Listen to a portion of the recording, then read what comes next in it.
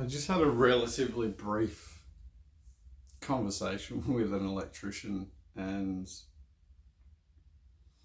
between that and a experience, I'm going to call it, I had last night, it reminded me of how many people are living a lie.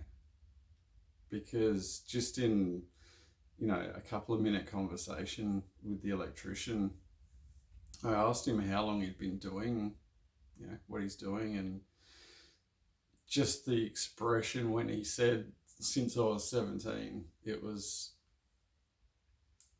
I mean, that's everything.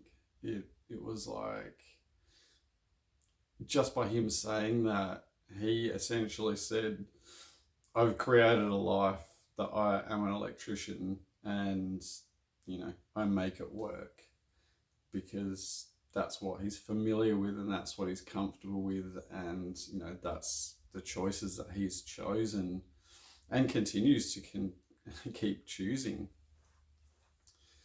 because it's convenient, really. At the end of the day, that's why we typically will keep choosing the same choices over and over again, even though they're not particularly the ones that we want to make. Or there's so much that goes into it, and especially if you break it down, like that one choice of staying as an electrician, underneath that, like, there's so many other individual choices, and then choices within the choices. Like, the more you break it down and look within yourself about all of the choices that you're making, you realize that there's so many patterns and cycles about just everything. And like, very much like the experience I had last night, where I witnessed, it would have been, I'd say there would have been about 8 girls sitting at this table, and it was really interesting because I could just see, like, they were all just wearing these masks of, like, trying to be who they thought everyone wanted them to be, and they were all mirroring exactly the same thing to each other. And then one girl rocked up. I was sitting there observing this for a little bit, and then all of a sudden this other girl walks in and joins the group, and you could, like, I didn't even, like, I wasn't listening to their conversations. I was literally just observing, and I could tell just the way that she walked in, just through her energy, was like this deep craving to be accepted.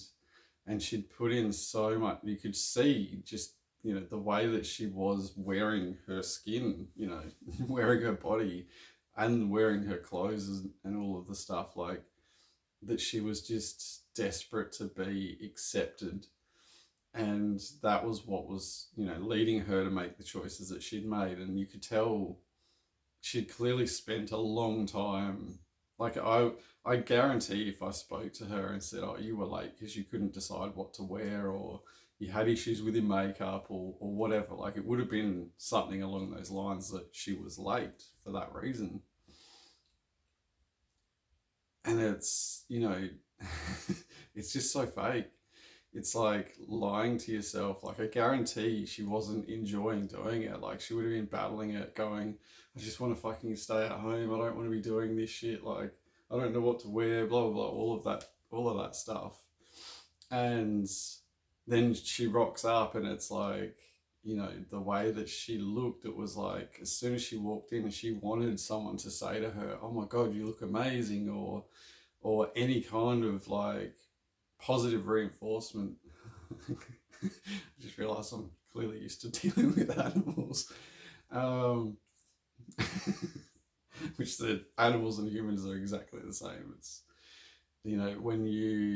when you build yourself on, like, that's why I'm always saying, like, if you build yourself up on an external validation foundation, as soon as you don't have that, like, it would have been so easy for someone to say to her, like, oh wow, you wore that, like, and she would have just crumbled into, like, an absolute mess. or oh wow, you did your makeup that way, like it would have just like crushed her, because like so much of her is built on fakeness, and it's like her the real authentic part of her, like, and I'm just using her as an example because it was really, like, it was really profound me witnessing what I witnessed, and it was like there's this other part of her that she's suppressed and just wants to just be accepted for who she is. Like, you know, if she happened to watch this video, she would just be like, oh my God, I want to have a conversation with him about just anything. Like, you know, just being that real, authentic, like, zero fucks given. Like, you can just be yourself and it doesn't matter. Like, to not have to put on this facade of, you know, I have to wear this and I have to have this matching bag and these shoes and all of this shit, like, for what society deems to be attractive or whatever. It's like, whereas for me, it's like that's the most repulsive thing someone could be, is not their authentic self. It's like all of those masks and all of that shit, all of that external validation stuff that's not even them. It's like, you know, it's so irrelevant that it's like, if you can't be your authentic self, it's like, who are you? And then there was also, I'm deciding which way I want to go with this video now.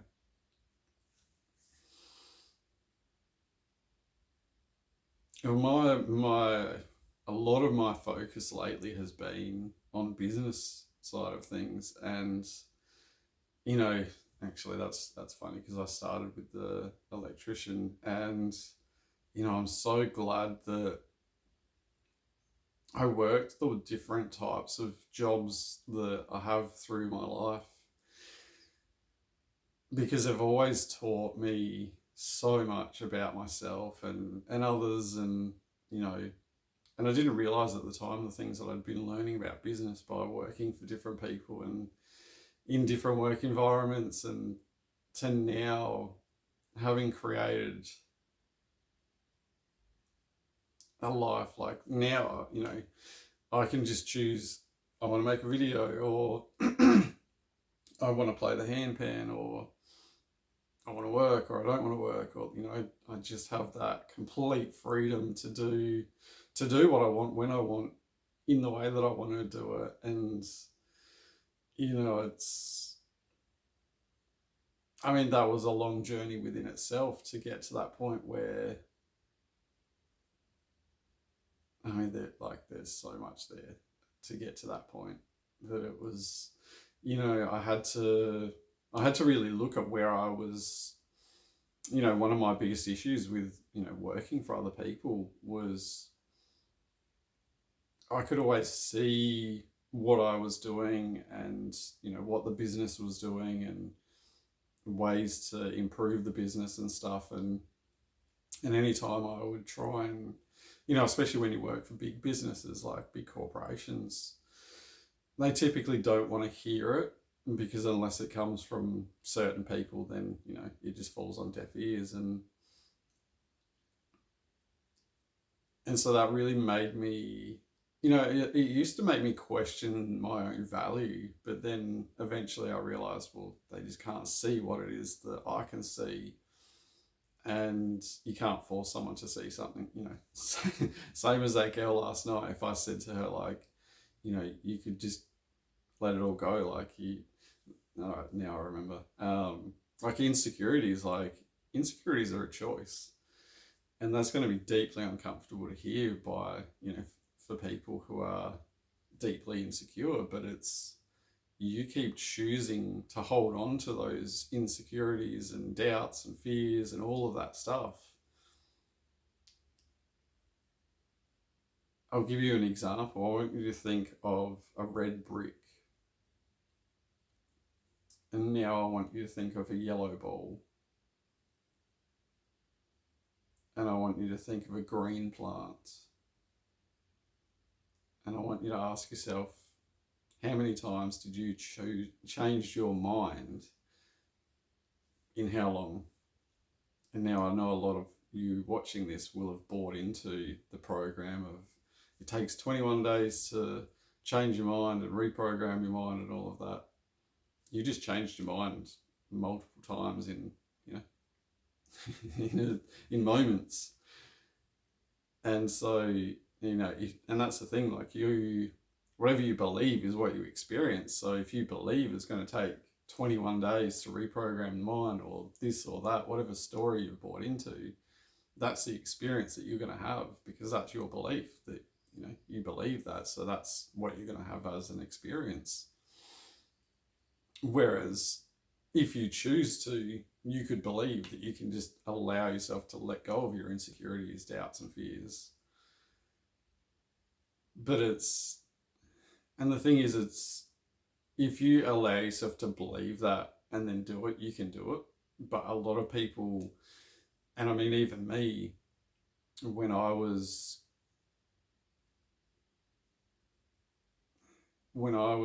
I guess you'd almost call it like installing that as a core belief, I then would become aware of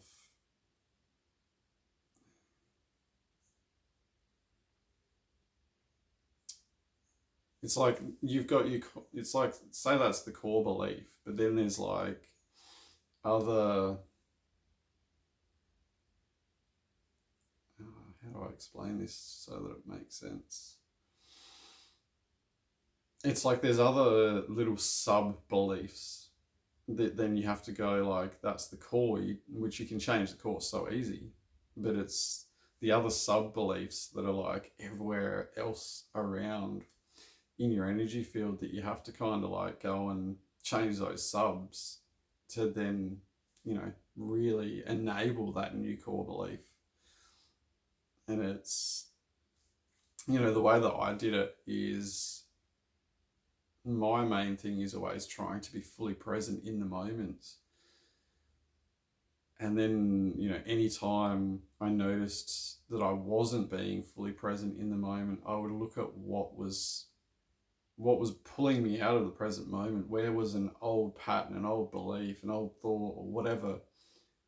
I'd look at where that was and then where that was coming from, and then change that to then get back to the present moment. So like when I say about shadow work, like that's what shadow work was for me. And it's like, you know, for someone who's sick, if they're always focusing on healing their, you know, be that physical, mental, emotional, whatever, you know, if you're always focusing on healing, you're forever going to be, for the rest of your life, you're going to be focusing on healing. Like if you're always going to healers or doctors or whatever, like that's the choice that you're making, that you're essentially saying, I'm broken or I'm sick. Like that's what you're identifying with. So that's what's going to continue, because where your attention goes, the energy grows and then the momentum grows. So it's like you know, if someone starts off with some kind of illness, they're going to be focused on the illness. So then more illness is going to develop and more. And it's like, then all of a sudden their entire life is illness, like it consumes them. And, you know, speaking from experience for the past. Whereas if you focus on health, the illness can just like, you know, fall away. But you have to allow yourself to not focus on the things. Like you have to focus on what you do want, because focusing on the things that you don't want, like the insecurities, like every time you focus on an insecurity, you're just reinforcing that within yourself, that is, you know, your experience. So if you don't want to live a life full of insecurities, you have to focus on the other side of it. And I mean, you can do that with everything. Like if it's a physical, you know, physical insecurity of, you know, like for me, when I was younger, I used to care about like having had a broken nose. I was like, oh, I used to really care about what people thought about my nose. And then I'm like, fuck, if someone wants to judge me about how my nose looks, it's like, they're nobody to me. Like they don't even, like they're looking skin deep. So they're not someone I want to interact with. So why would I care what they think? Like, they are completely irrelevant to my human experience. And it's like, I had to actually come up with something and, dig through the archives there for a moment to find something like that. And whereas now it's like, yeah, the interactions I have with people are so different to what they used to be. And that's also something I've noticed as well, is it's like, for those of you who are going through the shifts and changes within yourself, they're going to be reflected back to you. So it's like, I remember ages ago, there was a dot artist that I was following, and she started speaking some of her authentic truth, whatever that was at the time. And then all of a sudden she got so much backlash online for it. But it was like, it was good to watch and observe how she did initially focus on, the backlash that she was receiving, but then eventually got herself away from that and went, you know what? And it was funny because, I think it was I don't know if it was a Facebook video. I don't know if they're called stories or whatever, or if it was on Instagram or wherever it was, but it was like, it got so much traction that she ended up making like $1,000 from this video. And it's like, her haters literally fueled and paid for her to get out of her comfort zone. And it was amazing to watch. And then eventually she shifted past it and it became irrelevant for her. It was just just another part of her experience, and then she went on to something else. But yeah, like, and then going back to last night, so I had that experience of witnessing all of that, and it really it was an incredible reminder to where I once was. Like, I used to be that person who cared so much about what everybody else thought that I didn't care about what I thought. And it was like, I had everything so back to front, due to patterns from, the generational bloodline I chose to incarnate through, and, all of the societal patterns and programs and indoctrination from TV when I used to watch that in schools and all of the stuff. And, that's why I'm always saying, like, be careful what you're paying attention to, because, like, I don't watch TV at all. I'm very selective with what I watch on YouTube. And, for me, I much rather, it's it's funny, I'm making a video to go on YouTube, and it's like, there I'm saying the opposite, like, get off it. But yeah, it's like, for me, it's all about having actual experiences. And then, at the same place last night, I met this random, I say the word random sometimes, but it's never random.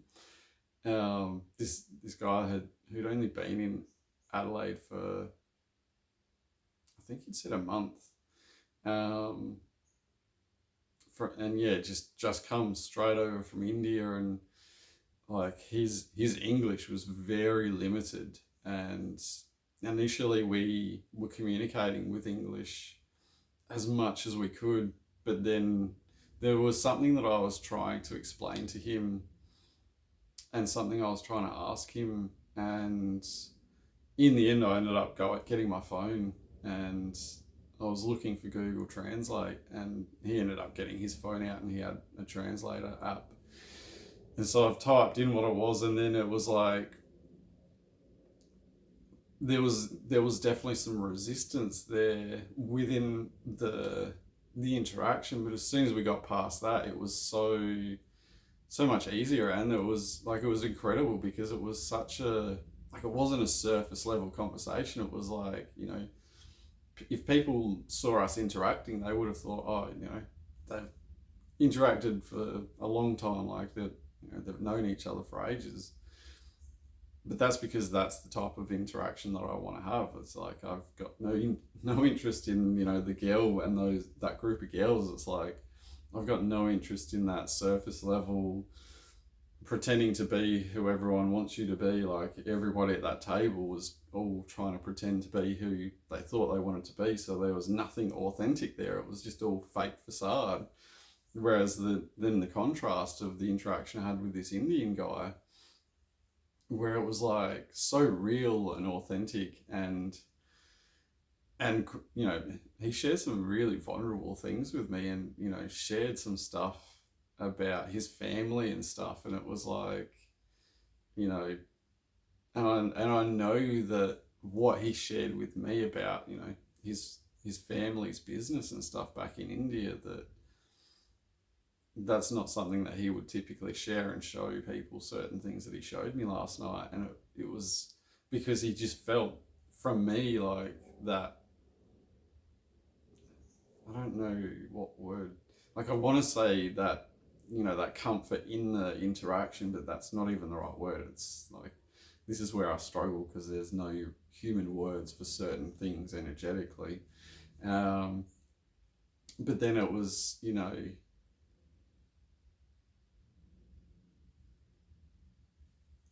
even with the language barrier, like I was very much focusing on my energy, so that my energy was portraying to him what I couldn't say, and you know, through body language, emotion, but also just the feeling, and sitting there and holding that energetic feeling, so that then he could tune in while he was trying to understand, and it was up to him, like, because his mind, you know, he would have been hearing English and his native tongue, and so it's like the moment that he could, you know, it's I wasn't noticing this last night when I was having the interaction, but I can see it now. But it's like as soon as he got to the point where he just surrendered to it and was like, well, I don't know what he was talking about, it would have clicked in his mind and come through telepathy what I was trying to like project to him to receive, for what I was trying to, you know, convey to him in the interaction. And yeah, like it was, that's, you know, I interact with a lot of different cultures, you know, and there's a lot of limitation with the language barrier, but yeah, it's like, it's only an issue if you allow it to be an issue. And if you need that, like for someone who has built their life on external validation, like they won't trust what they're actually getting telepathically, and they won't understand like mind reading and telepathy and all of that stuff. Because they constantly need that external validation. They need to go online and look everything up, and you know, get confirmation for everything. And whereas for me, it's like I know what I know, and it's, yeah, like it was just such a incredible experience. And I know, and part of it as well, like part of the reason I love interacting with different people from different cultures is it's like it also helps me to break the stigma for them. It's like, this guy, we couldn't really communicate, like, you know, I could sense them having a conversation with, you know, people that they can communicate effortlessly with the same language, you know. And I've had other people say to me this before. It's like people have different conversations about this guy. Like it was just, you know, there was this verbal language barrier, but we still managed to have like an awesome interaction. And it's like, that's the type of life you can live if you're living, you know, if you go within yourself and find what is your authentic truth. And it's like so many people get triggered, you know. And something I've learned to love is like really triggering people to, like, I'll push on their wound, like I'll push on some of their triggers, their wounding, whatever you want to call it, or, you know, nervous system dysregulation or emotional dysregulation, any of the stuff. And it's like I'll push on a bruise, and it's like I'll see how much they'll react. And then sometimes it's like if they're reacting too much to that, sometimes I'll have to like push on other bruises to get them to forget about that initial one, to then show them something, to then get them to see that for what it was, and then let it go. And then, you know, then they can, like what I was saying before about like the core belief, it's like it's the same with people who think you need to heal the nervous system. Think of your nervous system like an indoor plant. An indoor plant needs a certain amount of light, a certain amount of water. If you go and stick that house plant in a dark room, it's going to wilt and die. Same as if you stick it in a sunny window and never water it, it's going to wilt and die. Your nervous system's the same. You've got to pay attention to it. You have to feel and sense. And, there's so many people that only focus on the physical. Like, the physical is such a small proportion of, our human experience. There's so much more to it. Like, it's it's always funny when people don't believe in life force energy, yet without life force energy they would not exist. Like, nothing would exist. And it's like,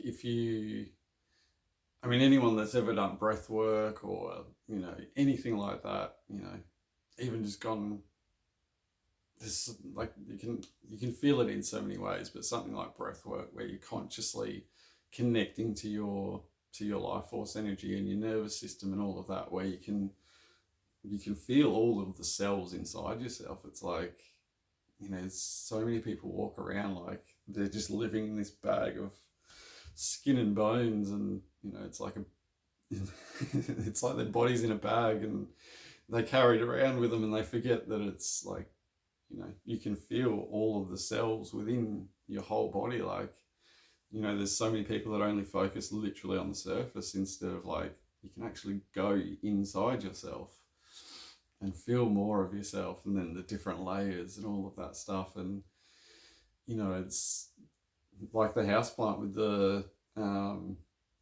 nervous system. Like, you have to pay attention to maintain it. It's, you can't just reach that point of a calm nervous system or a balanced nervous system, or found your center, or whatever label you want to use. It's like, yeah, that's awesome, you did it once, but you have to learn to integrate that into your being, of staying connected to it all day, every day. Same as your breath. Like, are you actually breathing, or are you just, we create so many patterns by default. Pre-incarnation, obviously, like the default patterns of running the bodily functions. It's it's like when I've had interactions with women and asked if they've ever, because being a male, I've never done it for myself, but I've always been intrigued, like, especially menstrual cycles, like, if women have chosen to consciously control it and change it, either temporarily or permanently. And, it's it's always funny when people are like, you can't do that. And then it's like, you meet the occasional person, they're like, yeah, I've played around with it, and they've done it. And it's like, if you believe you can't do it, then you can't. But if you believe that it's possible, then, you can find a way. Obviously, it takes a lot of connection within yourself to do things like that. But yeah, it's, there's so many patterns and programs within menstrual cycles and stuff like that. It's like, if you're buying into astrology and moon cycles and 3D time, like 3D linear time and all of that stuff, like, your menstrual cycle would be an absolute shit show. And same as a lot of women, like, I've seen it so much with women. Men don't have this, pattern and programmed into them about, they'll, especially like younger women back when I was, younger as well, were, when the pill and all of these contraception things came out, it was like, they used it as band-aids for so many things. It's like mood swings and this and that. It's like, just chuck them on the pill, and it's like, you've literally, like, imagine your physical body as, look past it and imagine it as your energy body. It's like, you go and stick something like that in. It's like, where you've got where where you are unaware that you can actually control your emotions, consciously choose to control your emotions. And I don't mean just suppressing them either. I mean feeling them and working through, and you can change it. You can go from anger to whatever 3D label you want to put on emotions, which they're all irrelevant when it's just pure emotion. It's the thoughts that are the distortions between actually staying connected to the emotional body. But yeah, it's like imagine a part of your, like a chunk of your body is like put on pause when you go and take contraception and stuff, because it creates an energetic blockage, because you're using it as a band-aid to mask symptoms. So it's like having, say, I've got plenty of cuts from stuff that I've been doing lately, but it's like, imagine me having a cut on this finger. So say that cut there is my lack of ability to control my emotions. And then I've gone and taken, say I'm a woman, I've gone and taken the pill, or stuck a marina in, or whatever, any IUD. Then all of a sudden it's like, over here there was another cut that was linked to that, like I cut them both at the same time. But I have completely ignored this. It's like, that one's still there. That Band-Aid only works for that. It's like, it's going to pop up here. And it's like, I see so many people masking symptoms, and, they're playing whack-a-mole. Like, it's like, oh, there's another one that I've got to shove down and try and ignore. It's like, instead, if you just allow yourself to face it, like with your insecurities, it's like, stare in the face. Like, they're...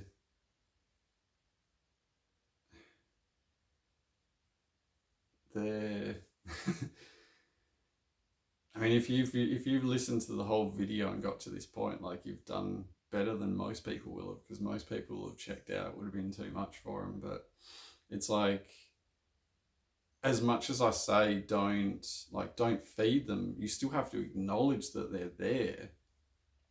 And it's like you have to see the insecurity and then get in underneath the insecurity to like peel it out and like overcome it. Like, say you're a woman, for like, I'm using that group of women for example. Like, say you're a woman and you have to go out with your makeup looking a certain way, and think about what you're going to be perceived with what you're wearing. It's like, can you just go out in like your most comfortable clothes, like with no makeup? And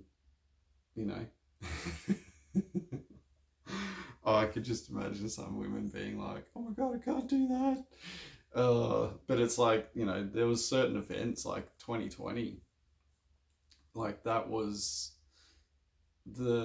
one of the many reasons that event happened, was to get people to become more consciously aware of their own energy body, how it's affected by, and I'll use social distancing for an example. It's like being consciously aware of your energy field around you, and then how different it is when different people are physically in your energy field. It's like, and there's always, I've seen so many different labels on the size of your energy field, and it's yeah, they're all just somebody else's belief, because your energy field is constantly moving in and out. Which that's something you can play with. Like, if you're actually listening to this, you can consciously choose, and you can do this by yourself, and it's fun to do it with other people as well. Like, see how far away and see how close you can get before you can feel each other enter each other's energy field. And you can do this, physically or online if you live online. Yeah, I don't even need to say anything about that. You would have just seen it. But it's like, you can feel that moment where it's like the overlap happens, where it's like your energy comes into their energy, and then it's like, I've mentioned it in other videos, where like when you interact with somebody consciously, I mean even unconsciously, any interaction, it's like you create this third energy. But it's like, that's still separate to being inside of each other's energy field. It's like it's in there, in there, but it's also separate. It's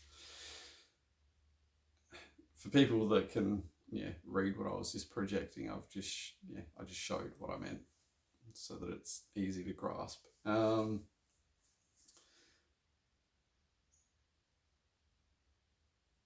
Yeah, like, oh, and also, really, and like isolation where lockdowns and all of that stuff, it's like that was the time.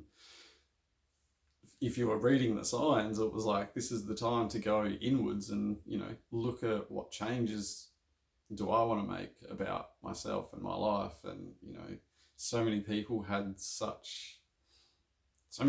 rude awakenings, and there I was like, oh yeah, this is cool. People are finally going to get to see some of the stuff, like, because back when I had massive health issues, like I couldn't wear certain types of clothing because, for so many different reasons. Like with my stomach, like if there was too much pressure on my stomach, it would create more issue with the inside of my stomach and cause it more issues with my bowels. And I mean, that's what I would say that I would have been experiencing. But now it's like I know that it was just bringing more of my awareness to the issues that I was unwilling to acknowledge. Even though I was looking at the illness, I wasn't looking at the root cause of, all of the times that I was going against what I knew in my core, but I didn't know why I knew it. It's like I had to just learn to trust that inner knowing of myself, which, someone asked me in the comments recently, have I had a near-death experience? And I must have mentioned something about a life review or whatever, which I keep meaning to make a video on NDEs, but yeah, it hasn't happened yet. It'll happen when it's meant to. But that, all of that whole experience taught me so much. Like, and that's the thing, like, as soon as I share these videos, I let them go. I don't remember what I've said in what video, and I'm not, because I don't want to live in the mind. Like if I'm holding on to all of the stuff that I've said, and that's the biggest thing. Like if you're living a lie, you're going to constantly be regurgitating and rinsing and repeating the same thoughts over and over, because you need to remember the lies and the fake facade of who you're pretending to be instead of just being yourself. You don't have to remember who you are then, because you're being yourself. You're not being who you think you need to be. It's like, this is just me. So there's no need for me to get stuck in the mind of remembering, oh yeah, I've got to be like this. Like, oh, if people see me that way, like they'll think this of me. It's like, fuck what anyone thinks. I know it sounds harsh, but it's like, fuck what anyone thinks about me. It's like, what I think about me is what matters to me, because that's me. Like, I haven't lived, no one else has lived a day in my shoes. No one's lived the life experiences that I've experienced. So, people in glass houses shouldn't throw stones. And, some people will take, my videos the opposite way and be like, he's picking on all these things. I'm like, no, I'm just offering you the freedom to free yourself from the cage that you live in. I don't need to make these videos. Like, I'm doing it out of the life lessons that I've learned, to share them, to help you to break yourself free from, whatever life you've created for yourself that you don't, even if it's just different aspects of the life that you've created that you don't want to be living. It's like, I'm offering you the way to free yourself from that, instead of, I'm showing you that you don't have to live that way as well. It's like, you can just be yourself. And I mean, my face says it all of, how I can just be me. And it's like, that's the reward of this. Like, you're genuinely happy. Like, people fake a smile all the time, but you can feel when it's a real or a fake smile. And, it's something that people, I get so frequently like, wow, you are just so present in the moment and you're so authentic and real. And, like I can change my core belief. I'm always like fine tuning my core beliefs to like readjust like any distortions I find, or like, whatever. It's like, they're the times that like I think I said earlier, like they're the times that I'm not fully present is where I'm actually going inwards, because if I realize there's something that's not, like there's a I can only be as present as I can be. And it's like something that I learned through going into myself is, it's like I had to come to accept that I didn't know what I didn't know until I knew it. And so that's, where self-questioning, I started to question, like, why am I thinking what I'm thinking? And then why am I questioning what I'm thinking? Like, and I just started to question everything within itself. It's like, so it started with one thought, but then that one thought became like this gigantic thing. And it's like, the human experience is very much like looking through a kaleidoscope, because it's like, when we're incarnated as a human, like no matter how high a state of consciousness we can reach, we're still looking through a limited conscious, through the human part of us. That it's like there's always going to be things outside of our periphery based on what we're focusing on. And that was what a big part of the life review showed me was, every single choice, like everything is a choice. And every single, like the minutest choice can have such a widespread ripple effect. Like, I know people refer to it as the Mandela effect and all of these things. And same as like, people that talk about law of attraction and manifesting and stuff, it's like, it's something that I've really played around with. And it's like, if you, like, say you're trying to consciously manifest something, it's never going to show up in the way that you expect it, because your imagination is also real. It's as real as the flesh and blood. It's everything is living. Like, the handpan, it's not just an inanimate that word inanimate. The human part of me struggles sometimes. It's a living thing. Like, it's its own thing, but it's like, I know at this point that like the struggle, and that's the thing, like I'm so good at reading energy that I know at this point I've lost probably like 99.99% of people that are watching this. They're like, yeah, he's gone too far. I'm tapped out now. Like, I can't go that deep. But it's like the life review, one of the things that it taught me is like, there was certain, for me, I focused, I went through the full life review of like, I don't even like, this is why I haven't made a dying and life review, dying and NDE.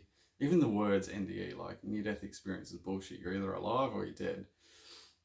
There is an in between, like especially when you're in the waiting room and all of that stuff. But it's, I see so many people that are so afraid of dying that they forget to live. Like, they live their life so afraid of death that they never started to live. It's like, fuck, just like live.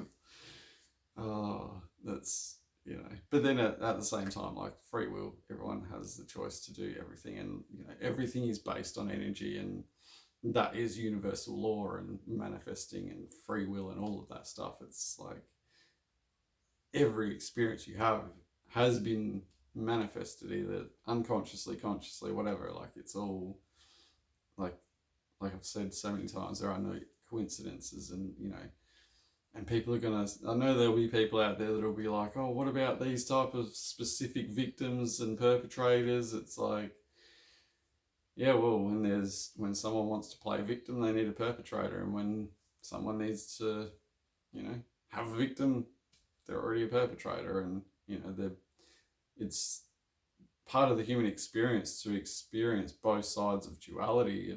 It's both sides of the same coin. It's like, if you look at your life, you'll realize you've had experiences where you've experienced something and you've experienced it from both sides. Like, yeah, there's always the both sides of the lesson, so that you can actually integrate and shift past that life lesson of whatever it was. Like, yeah, you can reflect on that for yourself. Like, I'm not going to spoon feed everything, and yeah, I know I was going somewhere, but yeah, I know at this point it's kind of,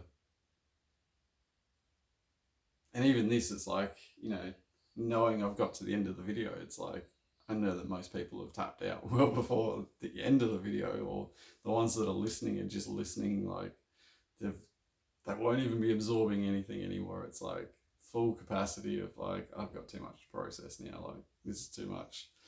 And that's a really good example of like showing you about your own nervous system. Like, you would be, there would have been things that have been subconsciously triggered that now you have to process from paying attention to what I was sharing. It's like, now you have to integrate those life lessons for the things that it's triggered and shown you, because when you know better, you have to do better. And it's like those, what I was saying earlier, like, you don't know what you don't know until you know it. And it's like, now that you know it, or at least have like seen a thread of something in your human experience, that it's like, shit, there's like something there that makes sense now, or something that I need to know why. And you'll go on this journey within yourself. And so many people talk about journaling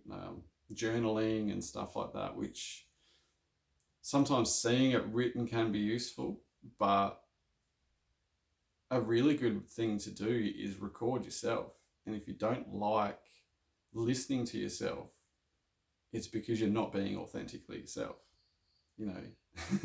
I could listen. I actually stopped listening to my own videos because I don't need to. I've integrated it while or I'm either sharing something I've already integrated, or I'm integrating as I'm, integrating and processing as I'm making a video. And it's like, I don't need to. I know I've got to the point where my distortions are low enough that I can just share any video now without needing to measure if there was too much distortion in it. It's like, that's that knowing within myself that what I'm putting out has more benefit than detriment. And yeah, so record yourself and watch yourself and listen and feel yourself, like the frequency within your voice, like, and you'll be able to call yourself out on all your shit, and if you're saying like, I don't know what to like talk about anything, it doesn't matter what you're talking about, you just need to record yourself and feel. I mean, you could do it in the mirror, you don't even have to record it, like, but recording it, especially if you do it later, like record it now and then do it, like go and do something else and then go back and watch it, your energy will shift between the time that you've recorded it and the time you listen to it. So then it will be clearer, because if you're trying to see it, it's like what I was trying to explain before, the Mandela effect. It's like, there's obviously someone at this point that needs this. It's like, if you're trying to have a particular, there's an experience that you want to experience and you want to manifest something in particular,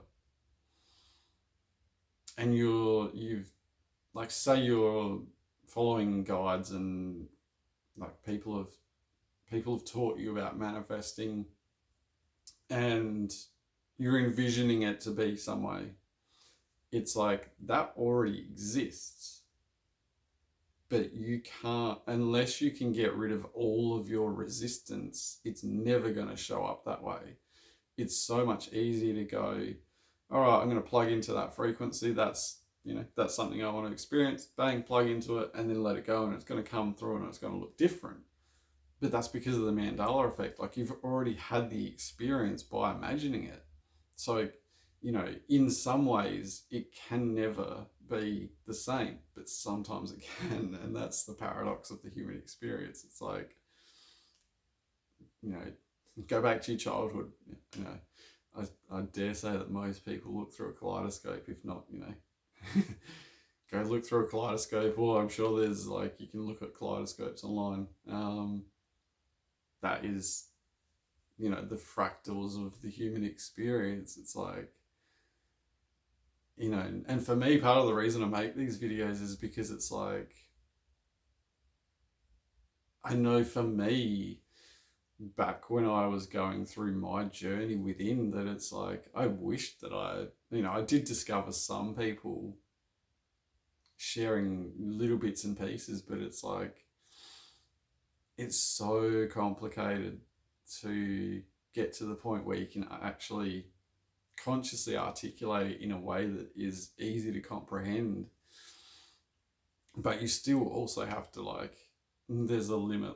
People have to reach a certain point for things to be able to go, yeah, I can, see that much further than where my consciousness is currently at. Whereas it's like, if the conscious level isn't at a certain point, it's too big of a jump that it's, they're the people that are like, oh, you're crazy. And they're the people that don't want to hold themselves accountable for their own human experience. And that would be like a dagger to the heart for somebody at that point listening to that. But you gotta feel it. The only way to get past it is to go through it, and you have to feel it and own it and go, yep, I created this life. I chose to incarnate. Whatever belief system you've got, you're in your physical body. It doesn't matter how you got there, whether you think it was you incarnating or you think it was some other thing, whatever. It's like, you're in this body. Deal with it. You're the only one that lives inside you. Well, I was going to say that you're the only one that lives in your body with yourself for your whole life. But I mean, some people are born with spirit and entity attachments and don't know for the rest of their life, and they carry that their whole life. And yeah, that's a whole nother path that I'm not going to get into today, because this is and as well, if you're at the point now and you can feel your nervous system is complete sensory overload, I did actually make a video, I think it's the last one that I posted.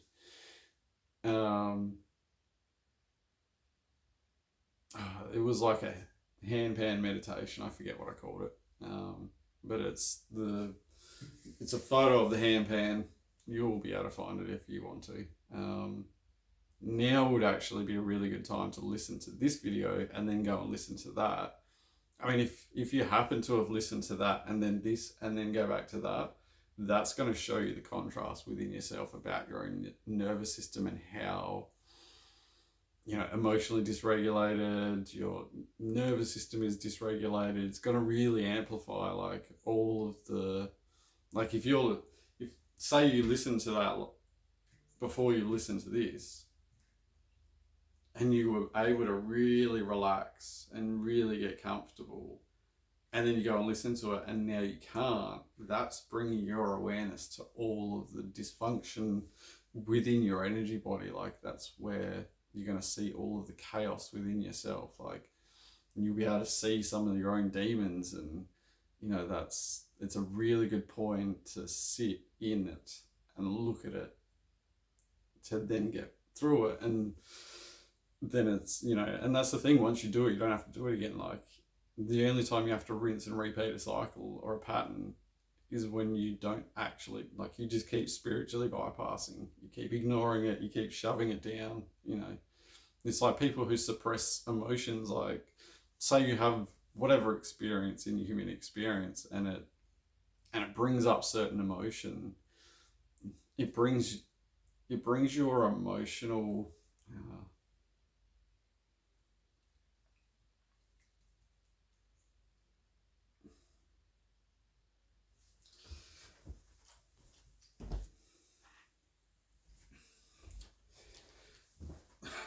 just went and got something off a salt lamp.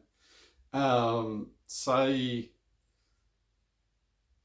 this is your emotional body, and say you've only ever really paid attention up to like this much of your emotional body, and then you have an experience that pushes you deeper into your emotional body, and then it, like, you come up and you sense more of your emotional body, but then you suppress it all down. It's like if you suppress all the way down, it's like that then becomes inverted, and it's like you think you're at the maximum depth of your emotional body, but you're only at the start, you're only at the surface, like, because you've inverted it, because you've suppressed it all. So it's like then you've got to feel all the way back down to get it to come back up, which that I know will make sense to the right people. And you're welcome. Because that will be a really life-changing moment for somebody. I can just, yeah, that was like, yeah, I sensed that. Anyway, I I know that you will have got what you needed, so enjoy.